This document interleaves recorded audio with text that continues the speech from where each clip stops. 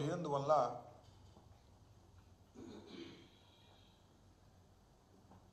Seventh additional metropolitan magistrate court railway Vijayawada దాన్ని కొట్టివేస్తూ తీర్పునివ్వటం జరిగింది 1/5/2023న. దీన్ని మళ్ళా లోయర్ కోర్టులో కొట్టేస్తే దీన్ని హైకోర్టుకు అప్లై చేయాలని, అప్పీల్ చేయాలని నిర్ణయిస్తూ ప్రభుత్వం ఈ జీవోని రిలీజ్ చేసింది. జీవో ఆర్టీ నెంబర్ 852 నిన్నే ఇది రిలీజ్ చేయడం జరిగింది. నేను ఇక్కడ ఈ ప్రభుత్వాన్ని, కూటమి ప్రభుత్వాన్ని, ముఖ్యంగా చంద్రబాబు నాయుడు గారిని సూటిగా ఒకటి ప్రశ్నించదలుచుకున్నా. ఎందుకు మీకు కాపు ఉద్యమం మీద కోపం, కాపు కులం మీద కోపం, ముద్రగడ పద్మనాభం గారి మీద ఎందుకు మీకు కోపం? ఒక్కసారి వెనుక నేపథ్యంలోకి వెళ్తే నారా చంద్రబాబు నాయుడు గారు 2014లో కొల్లలుగా ఇచ్చిన హామీల్లో ఒకటి కాపుల్ని బీసీలో చేరుస్తానని. చిరకాల కోరిక, మాకు సెంటిమెంట్ అది. ఆంధ్ర రాష్ట్రంలో ఉన్నటువంటి కాపులు బీసీల్లో చేర్చమని అనేకమైనటువంటి ఉద్యమాలు చేసినటువంటి సందర్భాలు ఉన్నాయి.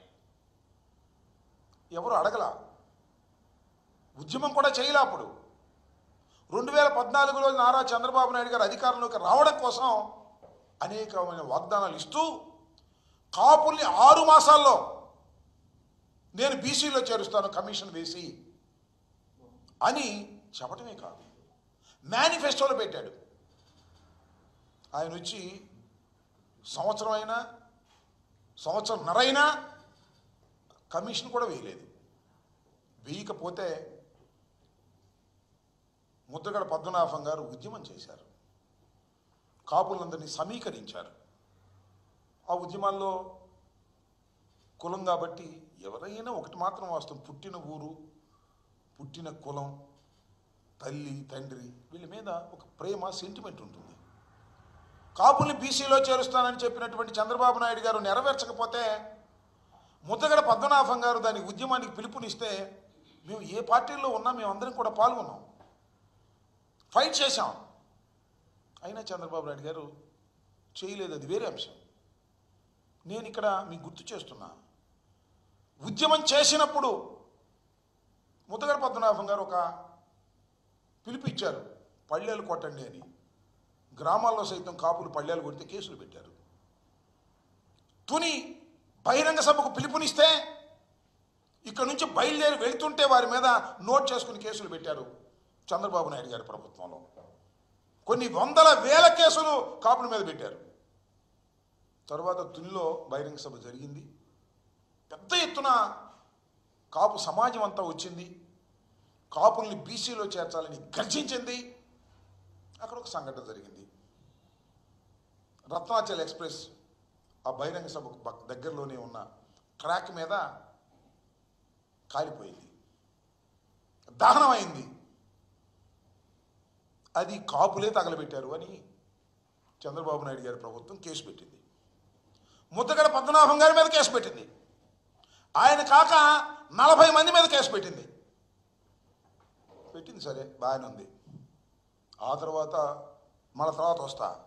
ఆ తర్వాత ముద్రగడ పద్మనాభం గారు నిరాహార దీక్ష చేస్తుంటే ఆయన ఇంటి తలుపులు పగలగొట్టి తీసుకొచ్చి ఆసుపత్రిలో పెట్టారు. ఇవాళ కూడా మనం చూస్తున్నాం కదా, అరెస్ట్ చేస్తే ఎవరు మాట్లాడడానికి వీల్లేదు, ఎవరు కలవడానికి వీల్లేదని ఈ విధంగా ఆంక్షలు పెట్టి ఇవాళ వైఎస్ఆర్ కాంగ్రెస్ పార్టీ నాయకులు అరెస్ట్ చేసినప్పుడు వేధిస్తున్నారు. ఆ రకంగా ముద్రగడ పద్మనాభం గారికి పేపర్ కూడా వెళ్ళలేదు, సెల్ కూడా మాట్లాడనివ్వలేదు, టీవీ కూడా చూడనివ్వలేదు. అలా నిర్బంధిస్తే కుమిలిపోయాడు. నేను అప్పుడు గుర్తు చేస్తున్నా, హోటల్ హయత్ హైదరాబాద్లో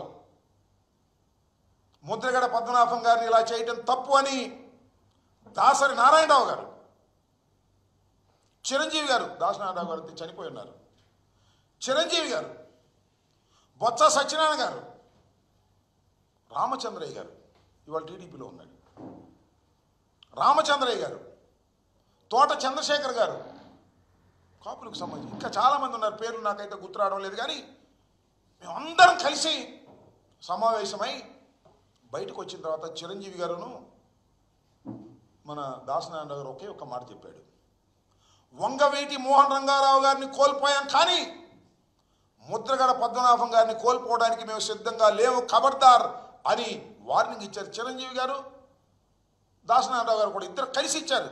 ఒకసారి చూసుకోండి యూట్యూబ్లోకి వెళ్ళి. ఆ తర్వాత ముద్రగడ పద్మనాభం గారిని స్లోగా వదిలేశారు. ముద్రగడ పద్మనాభం గారు తీసుకొచ్చేటప్పుడు వాళ్ళ భార్యని ఇష్టం వచ్చినట్టు తిట్టారు, కొడుకుని ఇష్టం వచ్చినట్టు కొట్టారు.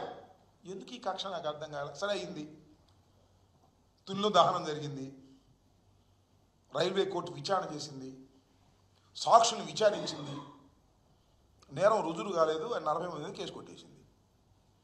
ఆ రోజునే ఈనాడులో కూడా కేసు కొట్టేసినప్పుడు కూడా చాలా వ్యంగ్యంగా, చాలా కక్షగా ఐటెం వేశారు. ఆ రోజునే నేను చెప్పాను, ఎందుకు మీ కడుపు మంట రామోజీరావు గారు, కేసు కొట్టేస్తే రుజువు కాకపోతే అని. ఇవాళ మళ్ళీ ఈ జీవో రిలీజ్ చేసి మళ్ళీ దీన్ని తోడి ఎవరి మీద కక్ష తీసుకోవాలని, ముద్రగడ పద్మనాభం గారి మీద కక్ష తీసుకోవాలన్నా? ముద్రగడ పద్మనాభం గారు ఒక్కడు కాదని మనం చేస్తున్నా. కాపు ఉద్యమానికి నాయకత్వం వహించినటువంటి వ్యక్తి ముద్రగడ పద్మనాభం గారు. It is our sentiment. నువ్వు మమ్మల్ని గోకావు, మేము అధికారంలోకి వస్తే 6 నెలల్లో నీ ఇస్తామని నువ్వు చేయలేదు, ఉద్యమం చేశారు, కక్ష కట్టావు, అయిపోయింది, అవన్నీ మర్చిపోయారు. ఇంకొక విషయాన్ని కూడా ఇక్కడ చెప్తా. చంద్రబాబు నాయుడు గారి టైంలో పళ్ళేలు కొట్టిన వాళ్ళకి, తుని వెళ్ళడానికి ప్రయత్నం చేసిన వారికి అందరి మీద కేసులు పెట్టారు. ఆల్మోస్ట్ ఆల్ మొత్తం కాపు సోదరులందరి మీద, ఉద్యమకారుల మీద కేసు పెడితే జగన్మోహన్ రెడ్డి గారు ముఖ్యమంత్రిగా అయిన తర్వాత 18/3/2020 జీవో ఆర్టీ నెంబర్ 312 312 కింద కేసులు మొత్తాన్ని డ్రాప్ చేశారు. మొత్తం డ్రాప్ చేశారు కేసులన్నీ కూడా. నువ్వేమో కేసు మళ్ళీ కొట్టేసి కేసు తిరగదోడుతున్నావు. ఏంటికి కక్ష నాకు అర్థం కాలేదు. ఈ కేసులన్నీ కూడా ఎవరి మీద, కాపుల మీద పెట్టారో, ఉద్యమకారుల మీద, ఆ కేసులన్నింటినీ కూడా నేను తీసేస్తున్నాను అని ప్రభుత్వం తరపున జగన్మోహన్ రెడ్డి గారి గవర్నమెంట్ జీవో ఇస్తే, చంద్రబాబు నాయుడు గారి ప్రభుత్వం, కూటమి ప్రభుత్వం న్యాయస్థానంలో విచారణ జరిగి సాక్ష్యాధారాలు లేవని ఎక్విటల్ ఇచ్చినటువంటి కేసుని మళ్ళా అపీల్ చేయాలని జీవో ఇచ్చారు. What is this? ఏమిటి కక్ష చంద్రబాబు నాయుడు గారు? నాకు అర్థం కాల. కాపు సమాజం మీద నువ్వు ఎందుకు కక్ష పడుతున్నావో, ఎందుకు ఈ రకమైనటువంటి దుర్మార్గానికి పాల్పడుతున్నావో సమాధానం చెప్పాల్సినటువంటి అవసరం ఇక్కడ ఉంది అని ఈ సందర్భంగా నేను చెప్పదలుచుకున్నా. కేసులు ఎత్తేకిపోయావు, పెట్టావు, జగన్మోహన్ రెడ్డి గారు ఎత్తేశారు. అందరూ పాపం బయటకు వచ్చి శుభ్రంగా కేసులు పోయిన ఆనందపడ్డారు. కొట్టేసిన కేసులు మళ్ళీ తిరగబెట్టి నువ్వు చేయాలని అనుకుంటున్నావు. ఇది చాలా దుర్మార్గమైన విషయం. ఈ దుర్మార్గమైనటువంటి విషయాన్ని కాపు సమాజం చూస్తూ ఊరుకుంటుంది, ఏదో సర్దుకుపోతుంది అని దయచేసి అనుకోవద్దని మనం చేస్తున్నాం. మేము ఆలోచన చేస్తున్నాం. ఈ జీవో నువ్వు దురుద్దేశపూర్వకంగా, కక్షపూరితంగా ఇచ్చావు కాబట్టి ముద్రగడ పద్మనాభం గారితో కూడా సంప్రదించిందా కూడా నేను మాట్లాడాను. కాపు పెద్దలు అందరితో సంప్రదించి దీనికి ఒక కార్యాచరణ రూపాన్ని తీసుకొస్తాం, వదిలిపెట్టం చంద్రబాబు నాయుడు గారు, గుర్తుపెట్టుకోమని కూడా ఈ సందర్భంగా నేను చెప్పదలుచుకున్నాను. ఇలాంటి దుర్మార్గమైనటువంటి జీవోలు ఇచ్చి కక్ష తీర్చుకోవాలనేటువంటి ప్రయత్నం నువ్వు వచ్చిన దగ్గర నుంచి కక్ష తీర్చుకోవటమే. ముద్రగడ పద్మనాభం గారి మీద కక్ష తీర్చుకోవటం, కాపుల మీద కక్ష తీర్చుకోవటం, జగన్మోహన్ రెడ్డి గారి పార్టీ మీద కక్ష తీర్చుకోవటం, జగన్మోహన్ రెడ్డి గారికి అనుకూలంగా మాట్లాడే వాళ్ళ మీద కక్ష తీర్చుకోవటం, పోలీసులు ఉన్నారు కదా అని కేసులు పెట్టడం, ఆ కేసులు పెట్టి భయపెట్టాలని ప్రయత్నం చేయటం అనేది నువ్వు చేస్తున్నటువంటి ఒక అరాచకమైనటువంటి కార్యక్రమం.